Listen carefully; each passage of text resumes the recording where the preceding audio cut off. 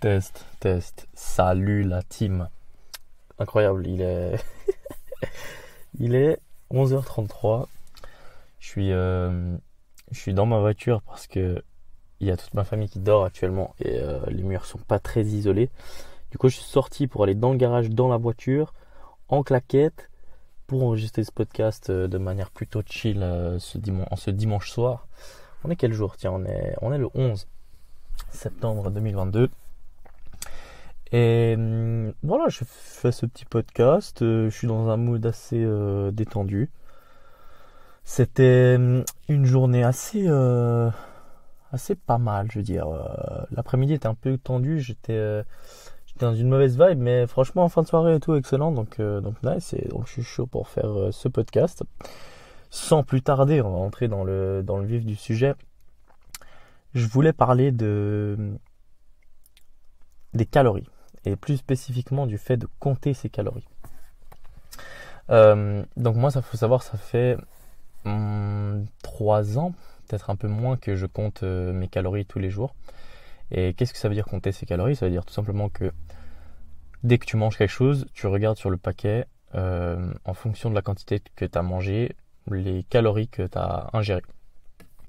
Donc peut-être en petit contexte, c'est quoi une calorie? Une calorie, alors j'ai pas envie de mettre ma main à couper là-dessus, mais il me semble, je suis à 90% sûr qu'une calorie, c'est une unité de mesure qui mesure l'énergie.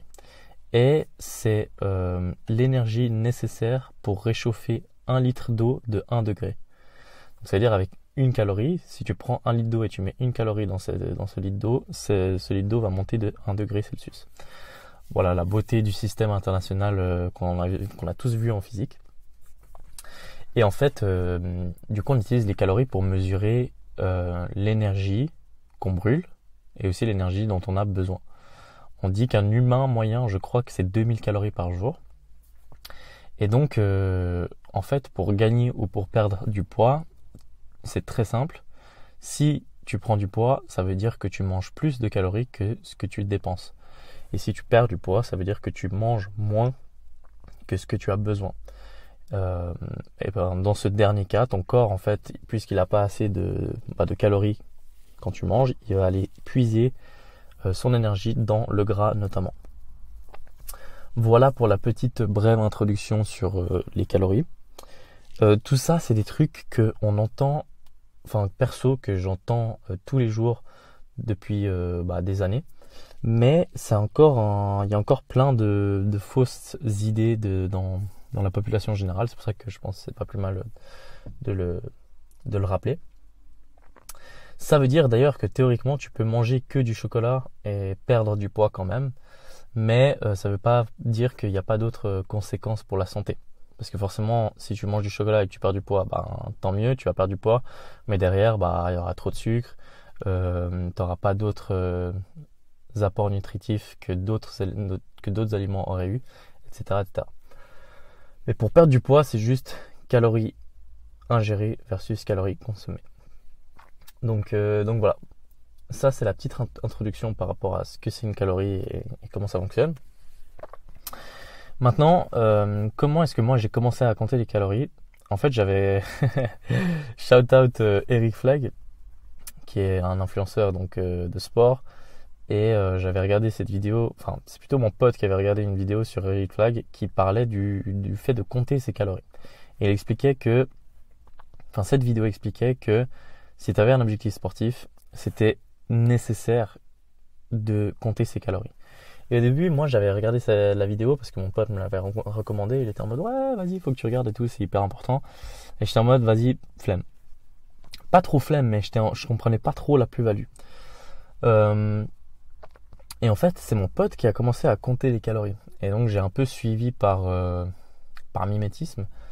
Et en fait, j'ai pris goût.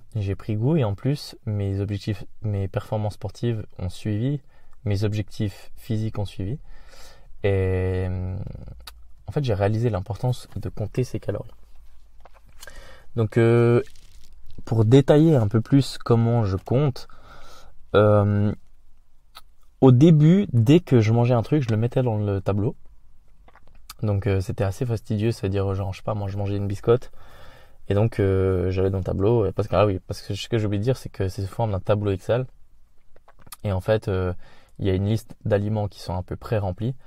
Mais si tu as des nouveaux aliments qui sont pas encore dans le tableau, tu peux les remplir, mettre les données. Et après, c'est assez simple à rajouter sur le tableau. Je sais pas si c'était clair, mais bref, quoi qu'il en soit, c'est assez simple d'utilisation. Et du coup, tu as des lignes dans un tableau, et puis dès que tu manges quelque chose, tu rajoutes une ligne avec la quantité, et ça te met automatiquement le nombre de calories que ça fait, plus le total de ta journée. Du coup, quand j'ai commencé à utiliser ce tableau, direct, dès que je mangeais un truc, je le mettais dans le tableau, donc je perdais vite du temps. Et petit à petit, en fait, j'ai changé ma stratégie, puisque je commençais à un peu comprendre les chiffres et tout. Et donc maintenant, ce que je fais, c'est que je mange dans ma journée à l'œil, et à la fin de la journée, quand je dois atteindre mon objectif, eh bien en fait, je fais le suivi de tout ce que j'ai mangé. Je me souviens de tout ce que j'ai mangé et de la quantité. Donc si j'ai mangé 100 grammes de riz, je mets 100 grammes de riz. Si j'ai mangé mon petit-déj, je me mets petit déj, j'avais mangé ça avec X quantité. Et à la fin de la journée, je vois qu'il me manque X ou Y quantité pour atteindre mon objectif, et donc je mange. Et c'est très rare que je dépasse sans faire exprès. Je sais toujours que je suis un peu en dessous, et du coup à la fin je compense pour ce qui manque vite fait avant d'aller dormir. Donc ça c'est ma stratégie, et ça me prend pas plus de 10 minutes par jour. Je pense que pas tout le monde aurait là tout de suite la... Comment dire ? Ce que je veux dire, c'est que ça prend une certaine discipline pour compter les calories, et ce sera pas facile pour tout le monde au début, mais c'est hyper important. Et aujourd'hui, je pense que j'aurais de la peine à me séparer de ce tableau, parce que je suis à fond dans la muscu, et c'est c'est un outil beaucoup trop essentiel pour ma progression et ce que je vise dans quelques années. Donc je veux pas m'en séparer. Et c'est intéressant parce qu'il y a beaucoup de gens qui diraient que c'est un... Enfin, j'ai entendu des gens poser la question, voire même le sous-entendre, de si c'était en fait un trouble alimentaire que de compter ses calories. Et la réponse que j'ai faite, c'est que non, je pense pas. Parce que... Alors, faudrait voir la définition de trouble alimentaire, et je suis pas du tout qualifié pour donner une réponse officielle, mais ma réponse à moi, c'est que pour moi, c'est un trouble alimentaire si tu stresses à propos de quelque chose. Genre en fait, des fois il y a des jours où, une fois par semaine je dirais, où je fais mon cheat day, et en fait je compte pas du tout. Je fais un peu à l'œil et tout, je compte pas. Et c'est pas un trouble alimentaire, parce que quand il y a ce jour-là, je suis parfaitement serein avec ce que je fais. Je suis jamais en stress en mode oh mon dieu, j'ai trop mangé de XY et tout. Bien au contraire d'ailleurs. Quand je mange et que je sais que j'ai explosé les chiffres, vraiment ça me divertit plus qu'autre chose. Je suis en mode c'est marrant, c'est tu vis quoi. Et aussi j'ai un détachement où je me dis c'est marrant, parce que si je mangeais comme ça tous les jours, sans avoir le tableau, en fait je deviendrais gros quoi. Et ça me fait délirer de me dire que juste en claquant des doigts tu peux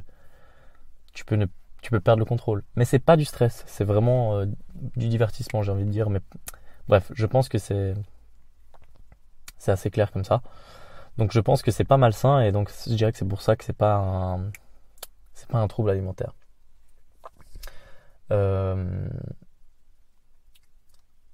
Des fois j'ai un peu la flemme de remplir le tableau, je le cache pas. Mais c'est jamais de la flemme... c'est juste m'y mettre qui est relou. Le reste, franchement, ça va assez vite, parce que même sur le téléphone, en fait, j'ai mon Excel, et voilà, je sors le tel, ça bombarde et tout, tac tac, et c'est vite fait. Et puis en fait, parfois c'est un peu, je dis bien parfois, parce que souvent je pèse, mais parfois c'est un peu imprécis, parce qu'il y a des trucs que tu peux pas vraiment mesurer. Par exemple, aujourd'hui j'ai mangé des cookies que ma mère a fait, et puis j'avais déjà des cookies qui étaient inscrits dans le tableau, donc je savais à peu près combien. Je sais à peu près combien un cookie de manière générale a de calories, mais j'avais aucune idée sur la quantité que j'avais mangé, parce que j'avais pas pesé, et j'avais aucune idée sur la recette. Et les recettes peuvent beaucoup varier. Donc il n'y a pas de contrôle à ce niveau-là, et franchement, bah tant pis, c'est pas grave. Le but, c'est d'avoir une idée, parce qu'en fait, le corps est une machine bien faite, et c'est pas 200 ou 300 calories une fois qui vont faire la différence. Alors évidemment que sur 30 jours, ça va faire la différence, mais ma foi, si c'est une fois ou deux fois où tu loupes, t'es pas très précis et tout, et même si t'es pas très précis régulièrement, dans le sens où si tous les jours je fais ça, ben petit à petit mon corps il va s'adapter, et genre mon imprécision deviendra précise en fait, puisque c'est tout le temps la même. Je sais pas si ça devient clair. Évidemment l'idée c'est de garder le plus de contrôle possible, mais ma foi, tu vas pas commencer à peser le moindre grain de riz, etc. Parce que là ça devient un peu maladif, et ça perd son sens. Parce que le but au final de compter ses calories, c'est d'avoir une meilleure vie. Tu veux avoir un meilleur bien-être, tu veux avoir une meilleure confiance en soi, tu veux avoir un corps dans lequel tu te sens bien, un corps en bonne santé, etc. Et bah en fait, si tu commences à trop compter, tu vas exactement faire l'inverse. C'est-à-dire, tu vas te faire du mal, tu vas perdre ta vie sociale, parce que si t'es pas capable de faire des exceptions, ou de pas, tu vois, tu vas avoir un brunch et tu ramènes ta balance et tout, bah tu peux, mais tu casses un peu le sens de la vie, je trouve, et tu perds un peu du coup le sens de pourquoi tu fais les choses. À moins que t'aies une compétition évidemment, mais je veux dire,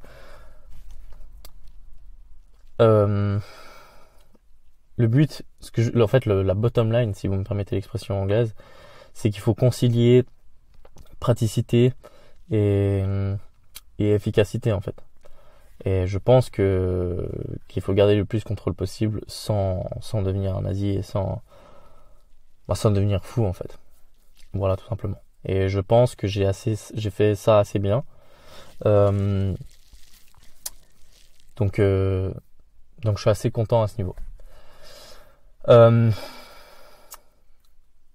Il y a un moment dans l'année où je ne compte pas du tout.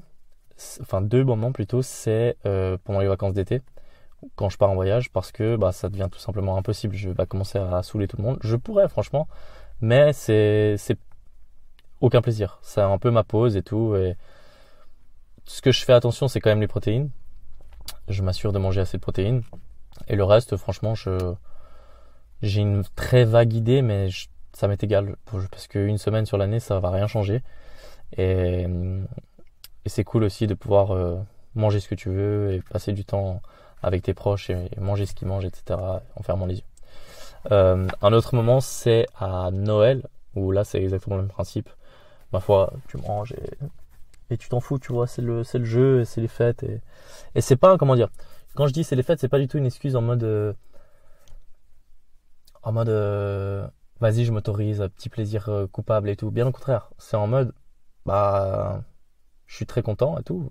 C'est parti, go se faire plaisir. Et, go se faire plaisir sans faire attention. Et comme ça, je passe un bon moment. Ça, c'est pour l'aspect un peu plus psychologique. Et je voulais quand même parler de la raison sportive de compter. En fait, dans la muscu et dans tous les sports, tu vas consommer tu vas consommer, pas consommer, tu vas brûler des calories, pardon. Et même au repos, bah tu brûles des calories. Et donc, si par exemple, tu as un objectif dans un sport de combat, tu as besoin d'être dans une catégorie de poids. Donc tu dois avoir le contrôle sur ton poids et donc sur tes calories, comme j'ai expliqué tout à l'heure. Donc ça fait que ben là tu es obligé de compter tes calories. Si tu comptes pas, ben t'as vraiment aucun contrôle et ça va être très très chaud. Pour la muscu, c'est pareil, parce que au final, enfin c'est pas tout à fait pareil, parce que il y a plusieurs types de sports que tu peux faire à la muscu, et tu peux faire de la force ou tu peux faire de l'esthétique. Mais en gros, pour la force, bah, c'est des catégories de poids, donc c'est comme pour le sport de combat. Par contre, pour l'esthétique, ben, là, tu veux contrôler ton taux de gras. Et ton taux de gras, ben, au final, c'est comme j'ai dit tout à l'heure, en fonction de tes calories ingérées et tes calories qui ressortent. Au-delà de ça, l'importance de compter ses calories, c'est une forme de discipline qui est importante de maîtriser, je pense. Parce qu'au final, on est un peu tous esclaves de nos désirs. Et Et je pense que si tu maîtrises le comptage de calories, c'est une grande discipline que tu as apprise à gérer. Et donc, ça démontre ta capacité à ne pas être esclave de ton corps.